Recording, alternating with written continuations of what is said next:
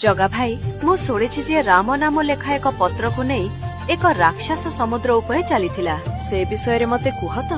सुभद्रा शुण, यह केवल गल्प नुहे, यह विश्वास और संदेह मध्य थिबा चिरंतन सत्य। रावण युद्धरे पराजित होइगला। विभीषण लंकार नुआ राजा हेले, किंतु सभिए खुशी नथिले। लंकार भग्न सभाघर रे जने राक्षसटीए थिला।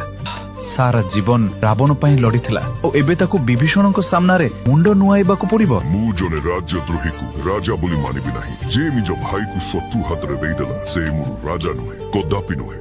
विभीषण एकुटिया आगुक आसिले। से एक छोट पत्र बाहर कले। ए पत्र नहीं समुद्र को जाओ, समुद्र ऊपर चलो। जे पर्यंत आस्था अछि समुद्र तोते स्पर्श करिब नाही। तुमे लंका छाड़ी चली जाओ, नचेत तुमको मृत्यु दंड दिया जीवो।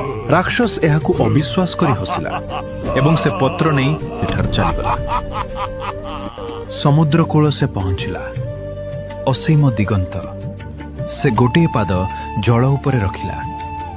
समुद्र ता तले भूमि परि कठिन होइगला। ढेउ ता चारिपटे खेलुथिला, ताकू छुई पारु नथिला। से समुद्र उपरे चलिबाकू लागिला।